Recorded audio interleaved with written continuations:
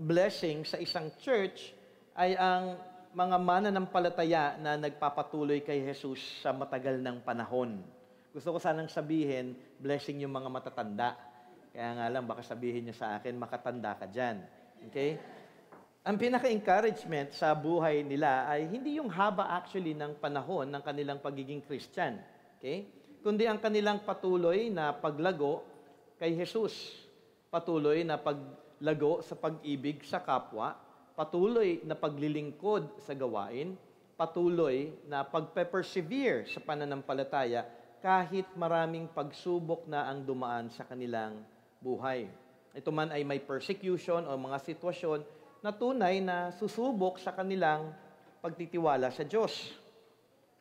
Marami naman din ang nagtagal na sa pananampalataya pero sila ay nagtagal lang pero walang tunay na paglago sa pananampalataya. Hindi nagpatuloy na maglingkod sa Diyos, nawala na yung desire sa paglago in Christian faith, maging sa kanilang buhay, hindi na makikita ang kanilang pag-ibig sa kapwa at pagnanais na magamit pa ng Diyos sa pag-abot sa mga taong wala pa kay Jesus. Nakakalungkot po pag ganun yung ating sitwasyon. I heard this sa isang nagpo-profess na Christian before, hindi po verbatim, pero it goes this way, nagawa ko na ang lahat para sa paglilingkod sa church. Maraming ministry na ang aking napaglingkuran, oras naman ito para sa iba. Actually, hindi pa ho siya ganung katandaan. Pero alam mo yun, parang tapos na ako dyan. Nagawa ko na ito. In some ways, parang nabanggit pa nga niya before na parang wala namang naiba daw sa buhay niya pagdating sa paglilingkod sa church. Kaya parang sinasabi niya na hindi naman talaga ganun ka-significant sa buhay ang maging Christian o yung maglingkod po sa kapwa. At ito yung isang nakakalungkot na katotohanan sa maraming Christian, minsan nga kahit sa mga professing at lalo na sa mga tunay na Christian. I have been with Higher Rock since 2001, naging Christian 2002, nag-asawa 2005, naging pastor 2006, and until now, 2023, naglilingkod sa Panginoon. In truth, ang aking buhay sa pananampalataya ay maikli lamang. Okay? Kumpara sa maraming mga mananampalataya na nagsimula pa noong 1980s na aking kakilala. Na ang kamangha-mangha ay patuloy pa rin silang lumalago. Yun po yung pinaka-blessing doon habang nakikita ko po sila. Patuloy pa rin yung kanilang desire at passion na maglingkod sa Diyos, kahit na maraming pagsubok sa buhay, pero patuloy pa rin na nakatingin kay Jesus at nagnanais pa na paglingkuran pa siya ng lubusan. Katulad ko niya rin, sila Pastor Bob, yung mga co-pastors ko po in High Rock. Sila po ay encouragement sa akin. Hindi na ako yung pinakabata na pastor. Mas bata sa akin si Pastor Kito at alam ko mas bata si Pastor Kito kay Brother JC. Okay? Pero sila po ay naging encouragement para sa akin na masasabi kong, wow, until now they are serving, growing. Their passion is ever increasing in serving the Lord. Be reminded, hindi po sila perfect. Hindi naman po tayo naghahanap ng perfection dahil hindi po lahat kami perfect though we are pastors in serving the Lord. Pero may patuloy na paglago. Yun po yung evident at mahalaga na nakikita po sa isang mananampalataya.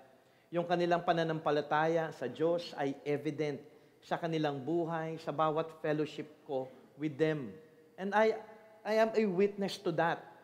Sa aking tagal sa Higher Rock since 2002, nakita ko po na hindi po sila nag-waver sa kanilang pananampalataya. Alam mo, hindi mo sila maririnig na ayoko na sa ministry. O parang pagod na ako. Okay?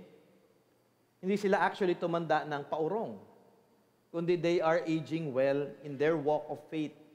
Be reminded, in some ways, alam ko po yung kanilang buhay, alam ko po yung kanilang mga struggles, yung kanilang pain in ministry, but they endured all of it because of God's mercy and grace. Doon mo din actually makikita in the long run ng kanilang buhay that it is not really them. It is God working in them through His grace. But they allow the grace of God in their lives to move in them, yung Holy Spirit, to move in their lives, na magpatuloy po sila na maging faithful servants of the Lord. Until now, they are faithful. And I praise God for that. Lahat po kami actually mga pastoral staff, we have a long-term view o mahaba po yung aming pananaw in terms of ministry. Marami pa po kami mga plano na hindi pa po nagagawa. Actually, with their example, ang aking prayer nga is, Lord, help me to serve you until the end of my life. Help me to continue. Help me to persevere. Help me not to look at other things in life, but help me to look at my Savior. To grow more in Christ-likeness. Grow more in the faith. Grow more in loving others, especially in reaching out to others with the gospel that you have entrusted me. Yun po yung prayer ko, and I hope yun din po yung inyong prayer sa inyong buhay. I hope na ito din ang maging puso ng lahat po ng mga tao dito sa BSL. Na sama-sama po tayong tumanda na patuloy na iniibig ang Diyos, pati ang ating kapwa, patuloy na lumalago kay Jesus, patuloy na naglilingkod hanggang sa mamatay na tayo. Yun po yung dapat na maging goal po natin. Patuloy na maging tapat sa ating Panginoong Diyos. Kung ikaw ay isang Christian, you look forward in life with your relationship with Christ. You plan kung paano ka lalago, paano ka maglilingkod, kung ano ang maaaring maging bahagi mo pa sa church, kung paano ka magiging kagamit-gamit para sa kaharian ng ating Panginoon. You think about those things. Lord, paano ba ako magiging kagamit-gamit para sa iyo? At ito ang aking nakikita sa mga kapatiran na nauna sa akin na patuloy na lumalago sa kanilang pananampalataya. Sumusunod sa kalooban ng Diyos at hindi nagpapadala sa temptasyon ng sarili at ng mundo. Sila ay isa sa maraming encouragement na ibinigay ng Diyos sa aking buhay na magpatuloy sa aking lakad bilang isang mananampalataya at bilang isang pastor. You just don't look short term. Hindi po dapat short term lang, hanggang next week lang ang iyong plano in terms of your Christian walk. Pero you are to look at it sa whole life mo. Lord, ano yung naka-ready at hinanda niyo sa akin for my whole life? Huwag po tayong short-sighted. Dapat po far-reaching po yung ating pagtingin sa ating lakad at ang ating pananampalataya. You are to pray about it. You are to desire it as a believer. At syempre, you are to expect challenges in life that it will not be easy. Hindi po, madali ba ang naging buhay niyo na naging Christian na kayo? Hindi, di ba? Mahirap po. Actually, mas naging sensitive nga ngayon. Alam na natin kung ano ang sin eh.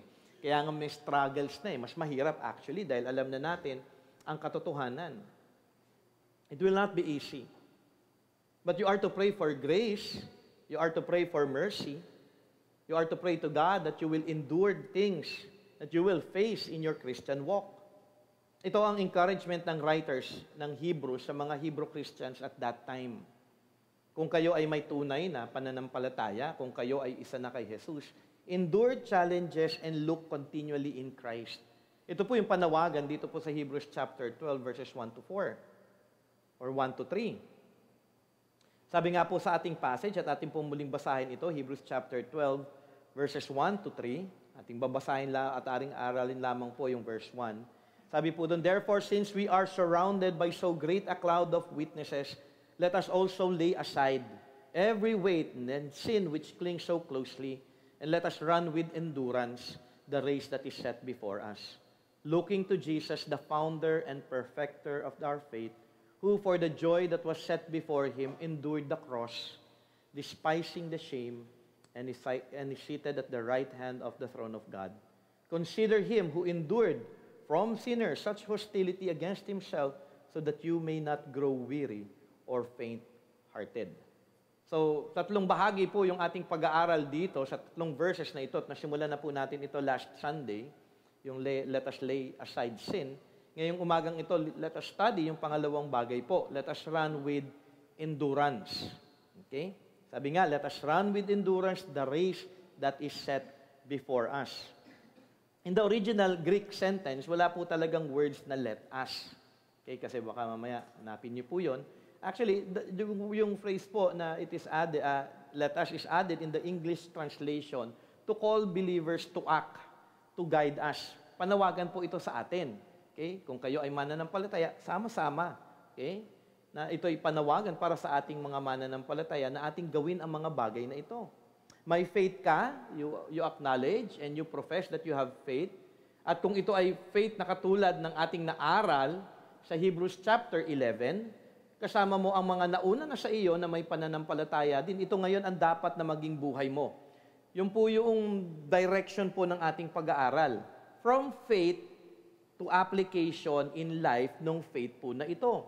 Hindi ho kasi pwede that you just profess faith, tapos wala po tayong application o life sa ating buhay na makikita ang pananampalatayang ito. So dito tinuturo ng Hebrew writer, ito yung dapat na maging buhay mo.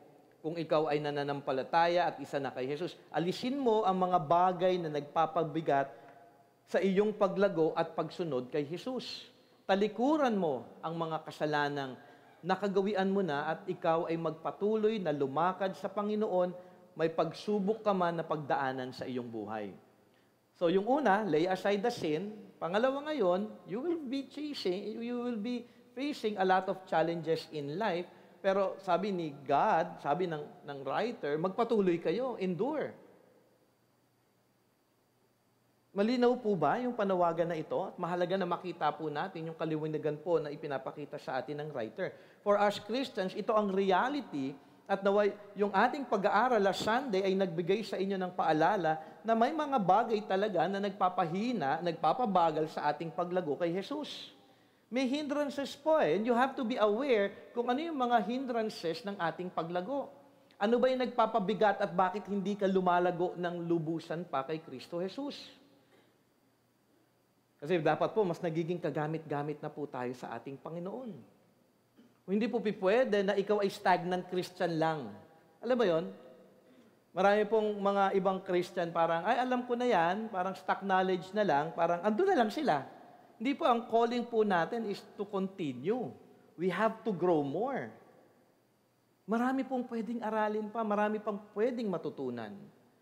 Hindi po pwede na wala pong paglago ang isang mananampalataya o walang gamit para sa paglago ng kaharian ng Diyos dito sa mundong ito. Ngayon, ang ating titignan, ang pangalawang panawagan ng writer sa Hebrew Christians, to run with endurance.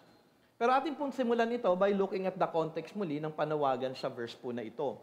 Yung word po na run, magpapaalala po na ito yung metaphor na ginagamit po ng writer na tayo daw mga mananampalataya ay nasa isang race. At kung maalala nyo, binigay ko po ito last Sunday. Kung ikaw ay tatakbo, una, alisin ang mga nagpapabagal na nagpapahina sa iyo. Pangalawa, kung ikaw ay tatakbo, siguruhin mong magpapatuloy ka na lumago kahit mahirap man ang iyong pagdaanan sa karera ng buhay. You have to finish. Ano ba mamaya, pag hindi ka nag-finish, baka hindi ka talaga Christian.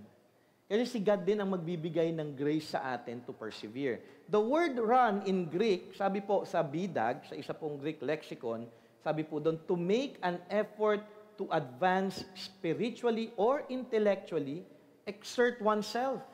So, ibig sabihin, you are to exert something. The Christian life ay hindi po ito parang banjing-banjing lamang.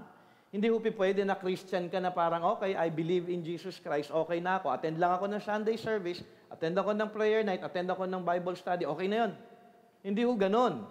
You have to exert effort. Meron dapat kang ginagawa. Hindi po pwede na parang upo-upo lamang po tayo dito sa church. To make an effort to advance spiritually.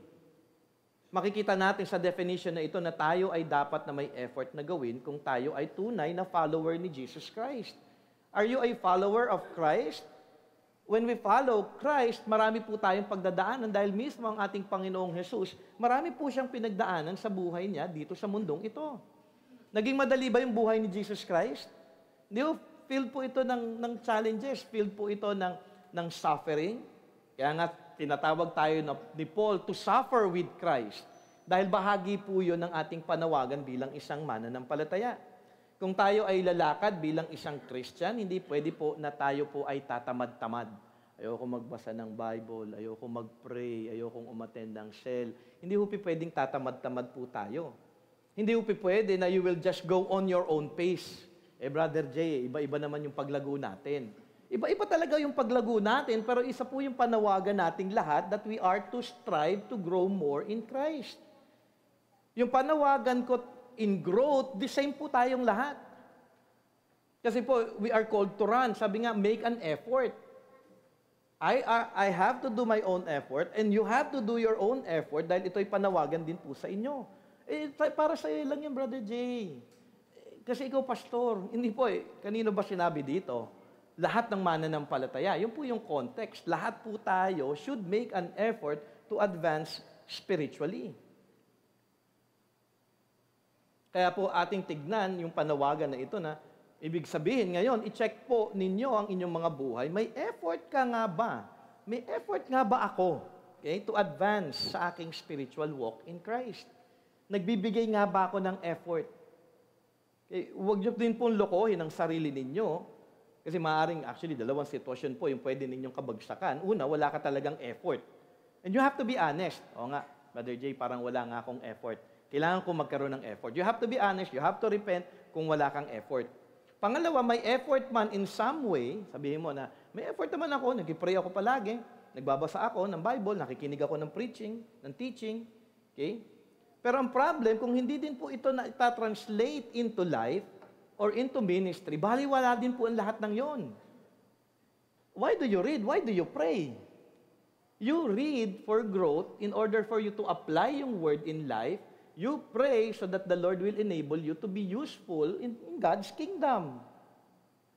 Hindi po parang you just do it and then para sa sarili ko, you do it para magawa po natin yung kalooban ng ating Panginoon at makita po si Kristo sa ating buhay. Jesus Christ prayed at makikita yung kanyang life, filled po ito ng ministry. Si Jesus Christ patuloy na, alam mo yun, lumalago in knowledge as He grows, di ba? Siya po ay makikita natin na patuloy po siya naglilingkod. Meaning puro personal lang pero walang palabas in terms of serving God and Christ in the church. Nakukuha niyo po yun? Kasi pwede po kayong alam mo yun, yung parang prayerful, pwede kayong prayerful, pwede din ho kayo talaga na nagbabasa talaga ng Bible, pwede din talaga kayo nag-aaral, pero dapat po makita. Be reminded, yung tinuro ko before, knowledge pops up. But love builds. Love means communicating to other people. Hindi yung love self, love others. Kung love others, it will build up. Dapat po yung natutunan natin, yung pinagpipray natin, mag-translate po ito in life of love for others para makita po si Christ sa ating buhay. Kaya nga be very careful kasi napaka-subtle po ng sin. Minsan ang thinking natin because we are growing in the word or knowledge, lumalago na po tayo. Dapat po nakikita ang katotohanan sa buhay po ng sa ating lahat, sa ating buhay. Marami kasi thinking, okay na ako, pero wala namang connect sa body ng Panginoong Jesus. Be reminded, you are part of the body of Christ. And part of the body, nung ini-explain ni Paul, we have different parts, ang body, and we have different uses. Kagamit-gamit nga ba tayo dito sa church? Ang church po is the body of Christ. And we are many members, and each members, meron pong gawain po ito na itinakda ng ating Panginoon bilang responsibilidad para sa bawat isa. Meron naman ding iba na maaring may connect sa body, pero ang nakakalungkot naman sa kanila, mali naman yung doctrine and theology. Andito sa church, palagi naglilingkod. Marami pong gano'n, ano? Ang nakakalungkot, hindi naman talaga tunay pala yung gospel na kanyang pinagkatiwalaan. Okay? In the end, wala siyang tunay na faith. May service to God, pero walang tunay na relationship kay God. Nakakatakot po yun. Sabihin na lang ng iba, ako, Brother Jay, nag-serve ako dito. Pero you use naman yung service mo out of, alam mo yun, pride, baliwala rin po yun. Kaya nga actually, kung titignan po natin at babalikan po natin yung buong pag-aaral po natin ng Book of Hebrews, mahalaga po yung paalala ng writer po dito. Lahat ay dapat magsimula sa biblical na pagkilala kay Jesus. Ano yung theme ng Hebrews? The supremacy of Christ. Na makita ng bawat isa na Christ is supreme in everything. At kung kilala mo si Christ, ang buhay mo ay ayon na dapat sa Kanya. Ang lahat ay dapat na magsisimula kay Kristo. Kung tama ang simula mo sa pagkilala kay Jesus, by grace you will truly come to faith in Him. Kasi by grace naman po yun eh.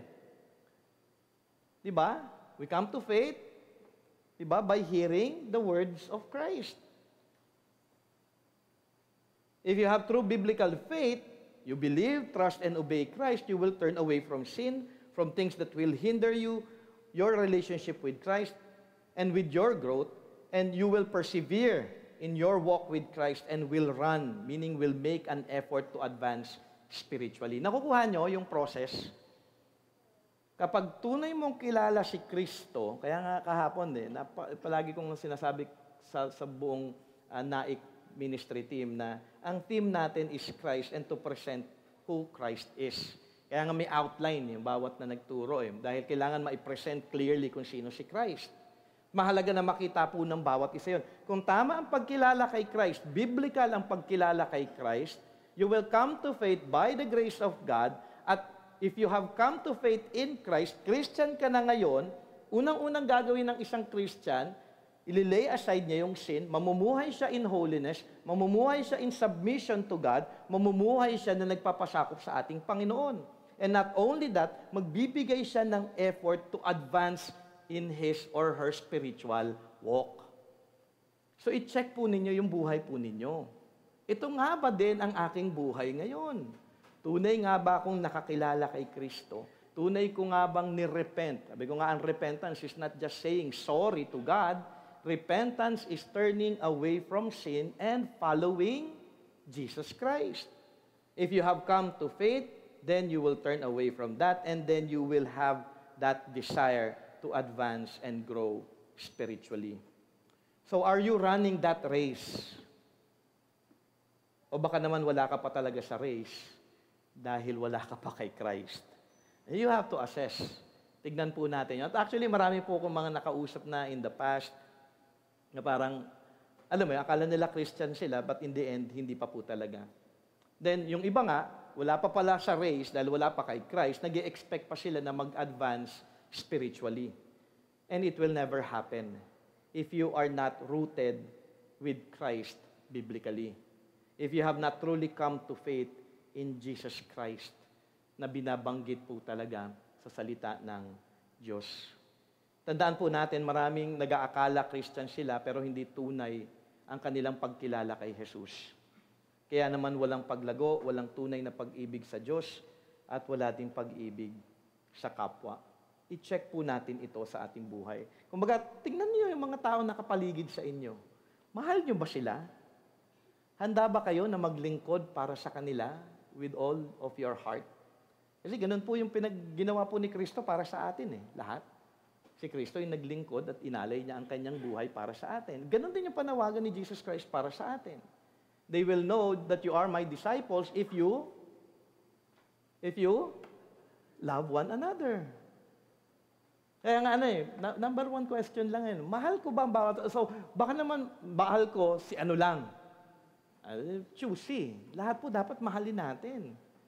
Dapat po importante po at makita po natin yung application po nito. So, ang context, we are Christians in a race. We run. We make an effort to advance spiritually. Now, as we run the race, the writer reminds them that when you run, you are to run with endurance. Doon na po tayo sa susunod na bahagi. Kaya nga sabi sa passage, run with endurance. Pero tignan po natin yung susunod po na bahagi, the race that is set before us. So, ibig sabihin, sinasabi dito ng writer ng Hebrews, may sinet na po ang ating Panginoon sa atin. Okay? May nakaset na goal na tayo mga mananampalataya na ating dadaanan. Ang panawagan sa atin, we are to endure as we go through it. So, kailan ba tayo pinili sa kaligtasan? Nung araw na nanampalataya lamang tayo? We were chosen before the foundations, of the world. Bago pa ang lahat. Bago pa nilikha ang lahat, pinili na tayo ng Panginoon. At yung pagkakapili na yon, may sinet na si God para sa atin. Nakalinya na yon. Maalala siguro ninyo yung sinabi ni Paul in Ephesians 2:8-10. Sabi niyan, for by grace you have been saved through faith, and this is not your own doing. It is the gift of God, not a result of work, so that no one may boast. Verse 10 po, napakahalaga. Minsan kaya kalimutan na po natin ito Kasi dito sinasabi, you are saved by grace, not by works. You are saved at meron nakahanda para sa iyo na iyong lakaran. Sabi sa verse 10, for we are His Workmanship. Yung workmanship po, ibig sabihin nito, we were created by God. We are created in Christ. Created in Christ Jesus for good works. So, ibig sabihin, kung ikaw ay pinili, ang pamumuhay mo ay dapat na nagresulta ng good works, which God prepared at the day of your salvation beforehand, that we should walk in them. So, nakaset na ang lahat. Alam niyo yung prayer ko nung bago akong pastor, and every time I preach, kinakabahan talaga ako. At ang prayer ko, Lord, palagi itong pinapaalala sa akin itong Ephesians 2:10 eh. Lord, nakaset na ang lahat. Ang panawagan niyo sa akin, mag-aral mabuti, sulat ang inyong kalooban, mag-preach ng ayon sa banal na Espiritu, maging tapat sa inyong salita. At ikaw na ang bahala sa lahat. Lord, sinet niyo na ng araw na ito na mag-preach ako. Pero may responsibility ako. Ang responsibility ko, dapat mag-aral ako. Dapat maging faithful ako sa salita mo. Dapat maitaas ko si Kristo Jesus sa bawat pagtuturo ko. So, hindi na ako in any way parang kakabahan dahil tinakda na ng Panginoon at inaral ko na ang lahat ng ito eh. Nagawa ko na yung responsibility at panawagan ng Panginoon. Ang nais niya, lakaran ko ang kanyang mga isinet na nais niya para sa akin sa araw na yon. Our life is already set in advance na hinanda na ng Diyos para sa kanyang mga anak na ating lakaran. Mahalaga po na maalala nyo ito at matandaan ninyo na sa bawat araw may inalaan ng Panginoon at ang kailangan ko gawin sa bawat araw na ito ay gawin na lamang kung ano yung kanyang kalooban. Okay ba yon? Kasi si God po, hindi po siya yung parang, ay, nangyari yan sa buhay mo. Ay, nagulat ako dyan, ganito pala. Hindi, nakaset na yan. Ang kailangan natin gawin na lamang yung kanyang kalooban. Okay? Nakaset na ang ating buhay kay Jesus. At ano ito? Na tayo ay lumago sa kanyang wangis, mabuhay hindi para sa ating mga sarili, kung hindi para sa kaluwalhatian na ng ating Panginoong Diyos.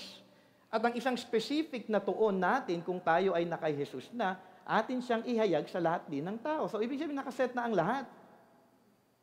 So, sa araw na ito, ang nais ng Panginoon, Christ-likeness.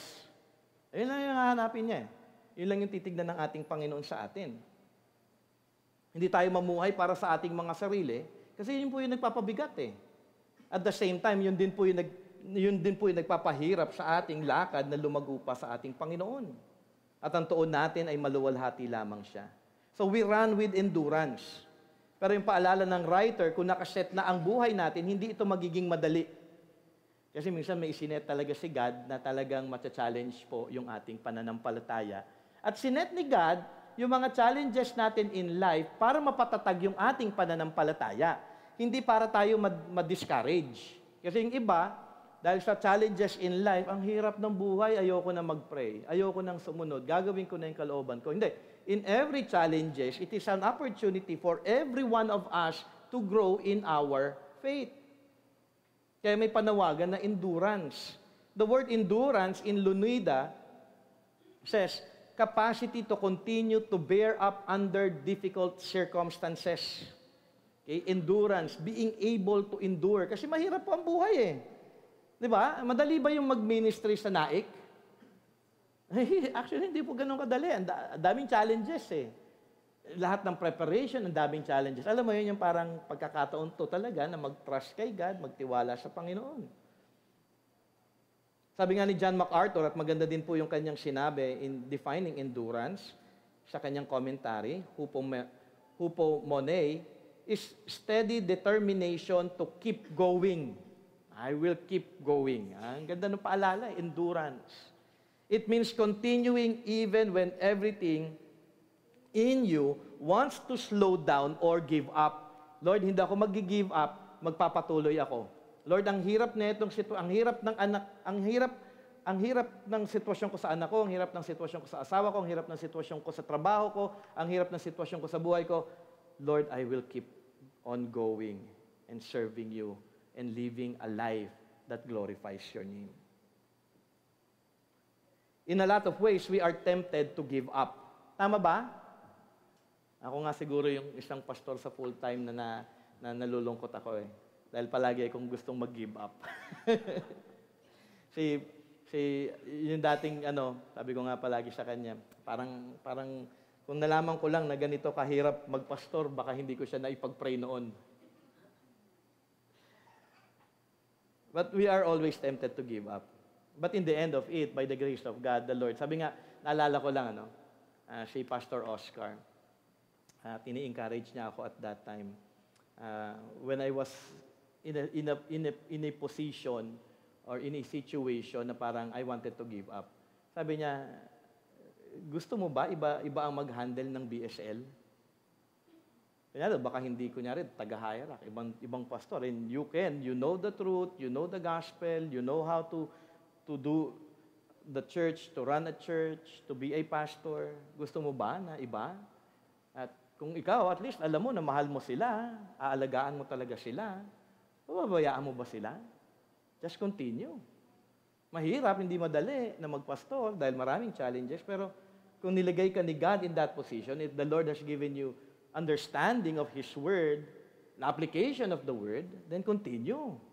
Kaya po sila, naging malaking encouragement po sa akin ang pastoral staff. I learned from them because of their experience and because of their growth in the Lord. Kasi marami po tayo, lahat po tayo, gusto po minsan natin tumigil na in a lot of ways. Tumigil sa paglago dahil nag-expect ang marami na, alam mo yun, marami kasi ang tao, maraming iba't ibang pinagdadaanan. Let me just give you some examples kung bakit gusto nila po tumigil. Kasi yung iba po, ina-expect nila na kung maging Christian siya, mas bubuti yung kalagayan niya. Okay? Wrong expectation. Marami po mga Christian na gano'n. Di ba maraming hindi ka pa Christian? Pag naging Christian ka, mawawala lahat ng problema mo. Actually, hindi. Magiging problema mo yung sarili mo araw-araw dahil makikita mo na ang pinakakalaban mo in your spiritual walk is your self. Ang laking problema ng sarili mo. Minsan nakakala ninyo, problema nyo iba.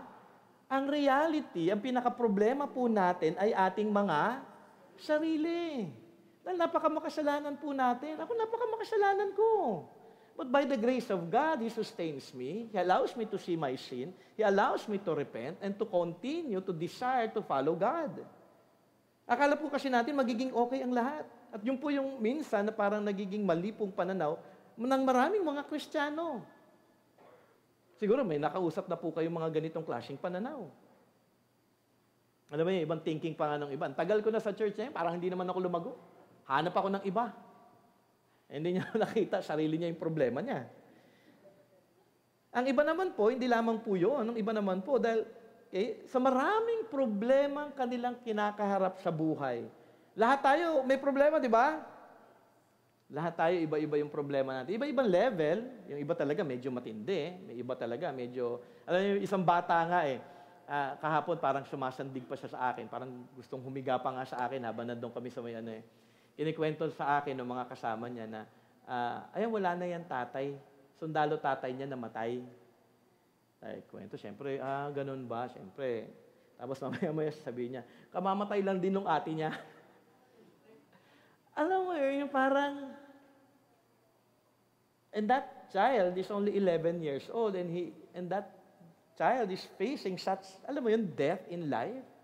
Nakakalungkot po siya sa kanyang sitwasyon. Minsan tayo parang feeling natin, ang hirap na ng buhay natin. Ikaw kaya, maulila ng ama, maulila ng ate, tapos wala ka pa sa pamilya mo dahil nandun ka sa pamilya. But the Lord has been so good, kaya nga pinapaalalahanan ko yung mga bata, napakabuti ng Panginoon dahil nandito kayo. Libre kayo pagkain, libre kayo tirahan, libre kayo pag-aaral, at private school pa kayo. Pero mahirap po yung buhay nila. Hindi po ganun kadali. Alam mo, naghahanap sila ng care and love. Yung mga bata po na nandun kahapon, they're looking for care. They're looking for affection. Yung isang bata nga, maraming mga bata yumakap sa akin pag alis yakap sila. Pastor, ganyan. Yung isa nga, gusto na sumakay sa sakyan namin Sino yun? Si Ashley. Si Ashley, gusto sumakay sa van. Sa van na nirent natin. Marami pong problema. Pero hindi po dapat maging hindrance yung problema natin sa ating paglago. Kundi yung problemang ito, dapat makita po natin that this is an opportunity for us to apply Hebrews chapter 12. To run the race with endurance. Di ba ang ganda? Ang gandang opportunity that in every problem in life, we are able to apply Hebrews chapter 12. Yung iba naman, hindi lamang problema, siguro, problema, sobrang trabaho, alam mo yun, marami po akong nakitang ganon. Yung isa, naalala niyo yung kwento ko noon, Brother Jay, dahil the prayer of a faithful servant, di ba, is powerful and effective. Inano niya yung sa James sa akin, pag pray mo ko, wala akong trabaho. Nasa CR pa kami noon. Sabi ko, sige, pag-pray kita, di ko alam kung nag-pray kami sa CR o lumabas kami, pero pinag-pray ko siya at that time. Then after siguro, a couple of days, weeks, biglang bumalik siya sa akin. Tapos sabi niya, Brother Jamie, work na ako. Excited na excited siya. Praise the Lord. Sabi ko sa'yo, prayer of a faithful man is powerful and effective. Sabi ko, hindi si Lord yun. Si Lord yun, sinagot lang ng Panginoon yung ating panalangin. And then after a week, months, hindi mo na siya nakita sa Lord. Hindi mo na siya nakita actually sa church. Okay? Sobrang trabaho. Mas may oras siya na ibinigay at tinanakda sa trabaho. And I do hope, especially to those who are working right now, na ang work ninyo hindi maging hindrance to serve. Hindi siya maging hindrance to grow in the Lord. Dahil ito po yung nagiging problem. Minsan, we are called to endure.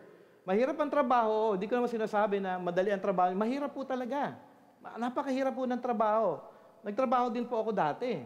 Mahirap po talaga. Pero, inallow ni God yun. Sabi nga, isinet na ni God ang trabahong ito na maging mahirap. Sabi ni God, sige, bigyan kita mahirap na trabaho. Gusto ko mag-endure ka. Hindi mo pwedeng hindi ka mag-advance in your spiritual walk. Dahil Christian ka eh. Kasi we are able to do all things because of Jesus Christ. Yung iba naman, another example is nakuha na lang talaga ng mundo. Alam mo yon, worldliness. Kaya hindi na nagpatuloy, hindi na nag-endure. Ang mundo, inyong tatandaan, it will pull you down. It's either magdala ito sa iyo ng hirap or in other way around, magdala ito ng karangyaan na maaling maglayo sa iyo sa Diyos. But we Christians are called by God to keep going, to continue to grow in Christ, to grow in grace. Siguro in application for that, una, wag tayong mag-expect na ayon sa gusto natin. Isa po ito sa problem nating mga Christians. Nag-expect tayo doon sa preference at sa kagustuhan natin. Lord, ito yung gusto ko. Ngayon, pag hindi ngayon na-meet yung gusto natin, ay, parang hindi naman mabuti ang Panginoon. Hindi na nag-grow. So, do not expect doon sa gusto natin. Kung hindi, ang expect natin mangyari ay yung kagustuhan ng Panginoon. We are to submit everything to God. Okay? Kung ano ang gusto ng Diyos para sa atin, magpasakop lamang tayo sa Kanyang kagustuhan dahil alam natin, He is sovereign at ang kalooban niya palagi, His will for us, ay para sa atin pong kabutihan at sa ating paglago. Then submit to God. Alam mo anak, ito yung naging decision mo. Sabihin mo nang nagkamali ka ng pagpili ng trabaho at mabigat yung iyong trabaho. Then grow in that aspect sa bagay na ito. Ka mag-expect na magiging maayos ito, pero inilagay kita sa sitwasyon na mahirap. Sabi nga ni Jesus Christ, and be reminded of this, John 16:33, I have said these things to you, that in me you may have peace. If we are in Christ, we should have peace. And then meron siyang paalala. Ang ganda nung unang pangako eh. In me, you have peace, but yung pangalawa, in the world, you will have. Yung iba, ayaw nang ipagpatuloy yung verse na ito eh. Peace na lang, Lord. But sabi nga, in the world, you will have tribulation. But, again, ang galing ng Panginoon eh. Kasi nga, we have to endure. Mahirap po talaga eh. But take heart, I have overcome the world. Maraming pagsubok, pero tayo ay may kapayapaan na kay Jesus. At na-overcome na ni Jesus ang lahat sa mundo. So, remain in the boundaries of the Word of God. Huwag po tayo mag-expect dun sa gusto natin, but we are to remain doon sa Word ni God na nais at kalooban niya para sa ating lahat. Be reminded that what happens in our life, hindi po ito parang, alam mo yun, hindi magugulat ang Panginoon, hindi ito lingid sa kanyang kalooban, hindi ito malayo sa kanyang kamay, hindi ito parang kakaiba sa kanyang karunungan. Ang nais ng Diyos, sabi ko nga, if you have faith, you have to believe, you have to trust, and you have to obey. Pangalawa, may problema man, nais ng Diyos na tayo ay magpatuloy na magtiwala sa Kanya. Yun po yung di ba? Yun yung problem ng worry eh. If we worry, it means na nawawala na po yung trust natin kay God. Huwag po tayo na kapag may problema ay mag-regress o mag-back down sa ating pananampalataya. Kasi nakaka-depress, di ba? Nakakahina ng loob talaga yung maraming problema. Di ba, minsan kapag marami kang problema, marami kang pinagdaraanan sa iyong buhay, ano na lang iniisip mo palagi? Yung problema. So, puno na yung isip mo ng puno ng problema na ano nakakalimutan mo? Ang Diyos. Nakalimutan mo na minsan mag-pray. Kundi man, mag-pray ka, ang pag-pray mo, Lord, sana mawala yung problema ko. Eh sabi ni God, hindi mawawala yung problema kasi gusto ko magtiwala ka sa akin. Gusto ko mag-submit ka sa akin. Hindi ko aalisin yung problemang yan until you trust me and submit to my will. Kaya yung iba, ipit na ipit dun sa problema nila kasi walang believing, walang trusting, walang obedience. Kaya nandun pa rin. Kaya nag-regress, kaya po hindi nag-grow. Kaya wala pong pag-advance spiritually. Hindi po nag-i-endure. Kaya nga kung may problema, magtiwala sa Panginoon. Pangatlo, huwag po tayo magpadala sa takbo ng buhay sa mundong ito. Ibig sabihin, kung ano yung pananaw ng mundo, minsan tayo mga Christians, nadadala po tayo nito. Yung parang ideas ng mundo, yun na rin yung magiging ideas natin. Yung kagustuhan ng mundo, minsan yun na rin yung nagiging kagustuhan natin. Kunyari daw, yung pananaw, ng marami na nagkatrabaho, yung pananaw nila sa trabaho, katulad na rin po ng pananaw ng mundo. At madalas ito po yung hindrance para sa kanila. They have more time for work rather than being part of the church. And you have to check your life. Pray about and ask the Lord to help you to set your heart at the right things in life. Hindi ko sinasabi na hindi po mahalaga ang work. Napakahalaga po ng work. Pero mas mahalaga ang paglago natin kay Kristo Jesus. Mas mahalaga po ang church kesa sa work. At tandaan niyo yun, ha? Mas mahalaga ang church kesa sa work. Hindi ko sinasabing hindi mahalaga ang work. Pero mas mahalaga yung church kesa sa work. Dahil tayo ay part ng body ni Christ. The church is the body of Christ. We are part. Tayo iisa kay Kristo. Dapat tayo ay dito in fellowship, growing together in the Lord. Dapat sama-sama po tayong lumalago sa Panginoon. Dahil kailangan po natin ang bawat isa. Huwag niyong isipin na hindi nyo kailangan yung katabi ninyo. Kailangan nyo po yung encouragement nila, kailangan nyo po yung prayers nila, kailangan nyo po yung tulong nila, kailangan nyo po yung mga payo nila, kailangan po nila yung example, kailangan nyo yung example nila in life. Kailangan po natin ang bawat isa. Kailangan ko kayo. As a pastor, in my growth, kailangan ko kayo. Ako, na-encourage ako kahapon, how you serve. Hindi yun parang baliwala sa akin, nakikita ko yun. Kung paano kumilos ang Panginoon. Actually nga, sabi ko nga, parang Lord, nagkamali yata ako ditong November, December na ito. Ang dami kong sinet up na mga na mga gawain. But sabi ko, Lord, kayo na rin ito eh. You want me to trust you and you want me to mobilize the church, encourage the church to be one and to help one another. Mamaya may children's ministry Christmas party pa. Hanggang alas 12 ng gabi yun. Joke lang yan. Isang oras kalahati lang yun. Joke lang yun. Kung andito tayo, tulong-tulong at praise God. Di ba? Kunyari, nag-decorate ng church natin. Tulong-tulong. Praise God for that. Malaking bagay po yun. Na-encourage po ako doon. Yung nakakagulat na tok ng paglagay nito. Malaking blessing po ang bawat. Isipin nyo kung wala kayong lahat. Tatingin nyo sino magde-decorate nito. Utusan ko yung asawa ko. O kaya si Cookie. Diba? Andiyan kayo, nagtutulungan, sama-sama. Di ba nakaka-encourage? Malaking bagay po yun. So we are not to think na may mas mahalaga pa sa mga bagay na ito dahil mahalaga po ang paglago kay Kristo, mahalaga po ang church para sa atin. Okay? Run. Make every effort to grow spiritually. Okay? Importante po, Christ-likeness. Pang-apat, be careful sa hatak po ng mundo. Ulitin ko lang yung worldliness, Kasi sabi po ni Apostle John in 1 John 2:15-17, do not love the world or the things in the world. If anyone loves the world, the love of the Father is not in him. For all that is in the world, the desires of the flesh and the desires of the eyes and pride of life is not from the Father, but is from the world. And the world is, ito mahalagang matandaan natin palagi. The world is passing away along with its desires, but whoever does the will of God abides forever. Magpapass away everything in this world. What is important is you growing in the Lord. What is important is you having fellowship with one another. What is important is that we are together, growing in the Lord, serving God, proclaiming the gospel. Do not love the world. In truth, hindi madaling labanan ang hatak ng mundo, and I understand that. Ang lakas po talaga But make every effort to advance spiritually. Alam niyo sa every effort ninyo at desire ninyo everyday, ay, magpipray na ako palagi at gusto ko talaga mag-aral. Andiyan na ngayon yung mundo. Darating na yan. At hahatakin kayo palayo to run the race. Ganun palagi yun Every time, di ba?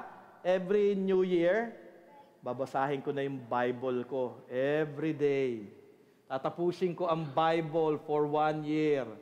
Tapos mag-start yan, January 1. Genesis chapter 1. Tapos January 2. Wala na. Sige, bigyan natin ng pagkakataon. Sige, umabot siya hanggang Genesis 5. Tapos January 3, wala na. Alam mo yun? Andyan palagi, di ba? May bagong palabas sa Korea, nobela. May bagong mga bagay na ma-attract ka sa mundo at malalayo sa ating... We have to see reality. Andiyan ang mundo palagi, hahatakin tayo doon sa ating pag-run. Gusto ng Panginoon, we are to advance spiritually, pero yung mundo, gusto tayong hatakin pabalik sa mundo. Rather than we growing more carefully na lumalago kay Kristo Jesus. With all the examples and applications, I hope you see the biblical truth. Marami talagang pagsubok sa buhay natin. Marami mga pwedeng maging balakid sa ating paglago kay Jesus at sa ating pananampalataya. Pero tayo ay may panawagan sa Diyos. Run. Advance spiritually. Endure. Keep going through your difficult and trying situation. Because we are in Christ, by His grace, the Lord will sustain you. As I end, at ito mahalagang application. So, naintindihan na natin yung running with endurance. Siguro maganda ang magiging question natin, what is set before us? Kasi may sinet na si God So, in every day of our lives, meron ng sinet si God. Every time you wake up, Lord, may sinet na kayo na gagawin ko. Para dun sa mga nagkatrabaho, may nakaset na may trabaho kayong kailangan gawin. Gawin nyo yon wholeheartedly. Gawin nyo yon nang hindi kayo nalilate. Gawin nyo yon nang tama. Gawin nyo yon na nag-glorify si God. Okay? So may mga, alam mo, kung nanay ka at marami kang gawain sa bahay, gawin mo yung gawain sa bahay. Okay? Gawin nyo yung mga bagay na nakaset. Okay? But behind of all of those things, yung regular things na nakaset na sa atin sa bawat araw, may will si God na dapat nating makita na ating ina-apply doon sa mga bagay na nakaset na.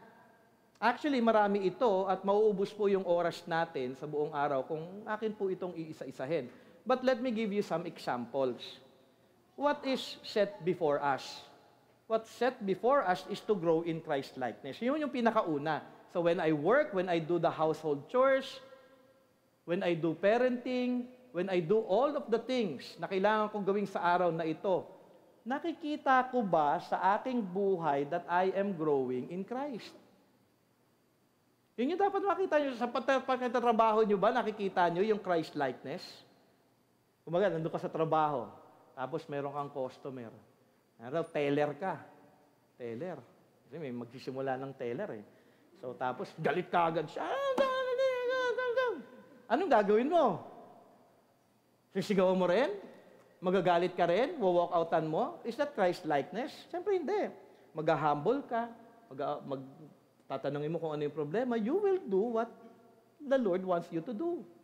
Romans 8:29, hindi ko nababasahin yung buong panawagan dito, is to be conformed in the image of His Son. At ito po yung first and foremost. In everything that we do, dun sa mga bagay na nakaset na before us, are we growing in Christ-likeness? Second, to grow in holiness. Diyan na po lahat yun. Am I holy? Siguro another one is, am I trusting God? Nandun na ba yun? Pala. Thankful pa pala muna. Okay. In everything, are you thankful? Sa work mo, kahit na ang daming problema mo sa work, are you thankful to God at the end of the day? Or, kakainis naman yung boss ko, kakainis naman yung ganito. Be reminded, all of those things, all those circumstances, all those situations, kung hindi maganda ugali ng boss mo, sinigawan ka ng boss mo, inallow ni God ang lahat ng yun for you to grow in Christ-likeness. And then you are to be thankful kay God na, Lord, inallow niyo to nakaset na ang lahat ng ito Pagkakataon ko na mag-grow ngayon At ngayon, kung ikaw nag-respond faithfully by God's grace, naging maayos, edi, you are to be thankful to God. Lord, thank you. Naging challenging po yung buong araw ko ngayon. Nakakainis talaga yung mga customers, nakakainis talaga lahat ng tao sa mundo. Pati yung mga nakasakay ko sa jeep, sa bus, sa PNR, traffic. But Lord, thank you dahil hindi po ako nainis, hindi ako nagalit. Sinustain niyo po ako na magpatuloy, na sundin ang iyong kalooban. Lord, thank you for your grace. Thank you for everything. Nakaset po ang lahat ng ito, we are to trust God. Proverbs 3:5-6. Trust in the Lord with all your heart and lean not on your own. In all your ways, submit to Him, and He will make your paths straight. We are called to God, by God, nakaset na ito, to evangelize. So sa office ninyo, sa bahay ninyo, sa kung ano man ang pupuntahan ninyo, the Lord may open doors for you to evangelize. And evangelize. 1 Timothy 2:3-4, this is good and pleases God our Savior, who wants all people to be saved and come to the knowledge of the truth. The Lord wants us to be sanctified. We are set apart to be sanctified. 1 Thessalonians 4:3, it is God's will that you should be sanctified, to do good to all, na maging mabuti. So, as you work, am I doing good things to all people or sa mga taong gusto ko lang? Ayoko tong guard na ito Palagi niya akong sinasabihan, no ID, no entry. Ako yung presidente ng kumpanya. Di ba? You are to do good to all people. When you ride a jeep, nag-commute ka, are you doing good? May nakaset na naka-line up na sa araw mo, are you doing good things? Sabi sa Galatians 6:10, so then, while you have opportunity, let us do good to all people. At maganda ito, dinagdagan ko yun And especially to those who are of the household of the... Tayo mga mananampalataya, dapat nakikita natin sa bawat isa that you are doing good to one another. At tanungin ko yun sa inyo, are you doing good to all? O paano mo nagawa yan? Joke lang Pero you are to do good to everyone. You are to ask yourself, am I good when I entered the gate? O yung pagpasok pa lang, nakasimangot na ako. Ito na naman tong usher na to Chichikan niya na naman kung nandito ako. Kasi may attendance ho tayo By works ho tayo Kasi ilalagay natin yan, ipinapakita yan kay God. Ito po yung attendance nila. Joke lang po yan. To deny ourselves and follow Christ. Are you denying yourself, following Christ? Paano niya dinideny yung self niya? Gusto ko magalit kanina, Lord, but Lord, help me not to. Sabi nga sa Luke 9:23, whoever wants to be my disciple or follower must deny themselves, take up their cross daily and follow me. To be wise. Are you wise in every decision-making that you do sa nakaset na sa araw na ito? Are you wise? Alam mo yun, ito isang problema ng maraming Christian. Ang daming foolish decisions. Ang daming pinagpapalit na foolishness doon sa mga bagay na obvious na dapat maganda at mabuti para sa kanila. Ako din, marami po akong foolish decisions and si Lord lang ang nagsusustain. Pero we are called to be wise. Be careful then how you live, not as unwise, but as wise, making the most of every opportunity because the days are evil. Therefore, do not be foolish, but understand what the Lord's will is. So in every situation, dadaan po tayo sa maraming decision-making sa araw na nakaset na sa atin. Are you making a wise decision? Tanungin niyo yun palagi, or am I making a foolish decision today? To confess our sins and repent. When you sin, do you confess your sins? Sabi nga sa 1 John 1:9, if we confess our sins, actually, yung unang bahagi nito sinasabi, we all sin, and pagka sinasabi mo hindi ka nagsisin, you are lying. Then sabi dito, if we confess our sins, He is faithful and just and will forgive us our sins and purify us from all unrighteousness. So every day we sin. Do you repent? Do you confess? So nakaset na yung araw na ito. Alam na natin, ito yung mga nais ng Panginoong Diyos na ating gawin. To be merciful and humble. Micah 6:8. Sabi nga doon, what does the Lord require of you? To act justly, to love mercy, and to walk humbly with your God. Naging mayabang ba ako? Okay, nakaset na, magkatrabaho ako, ito yung mga gagawin ko. Yung yabang mo naman. Hindi po dapat ganon. May sinet, sabi ng Panginoon, I'm setting this day for you, then you are to be merciful and humble. To persevere. Dahil marami pong paghihirap na pagdadaanan. Hebrews 10:36, you need to persevere. And then lastly, to love one another. John 15:12, this is my commandment, that you love one another as I have loved you. Do you live a life of love? Nakaset na lahat ng gagawin ko sa araw na ito, namumuhay ba ako sa pag-ibig? We are to check our lives. Lahat po tayo nagpo-fall sa mga bagay na ito. At aking dalangin that as we run the race, mahalaga po na makita natin na tayo nagpapasakop sa Kanya. With all this example, I think you get the point. May itinakda na ang ating Diyos sa ating mananampalataya na ating dapat lakaran. Nakaset na ang mga bagay na ito na nais ng Diyos sa atin, na sa bawat sitwasyon na ating pagdaraanan sa ating buhay, ang Kanyang nais ay tumugon tayo na nagpapatuloy na mag-advance sa ating pananampalataya, nagpapatuloy na tumatalikod sa kasalanan at ginagawa ang Kanyang kalooban. Ating iset ang ating buhay sa sinet ng Diyos para sa atin, at ito ay nakaayon sa Kanyang salita. Huwag po nating iset sa kagustuhan na natin. Kasi marami po tayo lahat kagustuhan eh. Iset po natin, alisin po natin yung gusto natin, ilagay po natin yung ating sarili doon sa isinet na at iplinano at itinakda na ng Diyos para sa atin. In ending, dalawa na po yung ating naaral. Let us lay aside sin. Let us run, advance spiritually, with endurance, keep going, and doing the will of God in our lives upang tayo ay maging matatag sa ating pananampalataya at tumatayo na namumuhay para sa kaluwalhatian ng ating Diyos. Let us pray. Thank you, Lord God, for your word that gives life.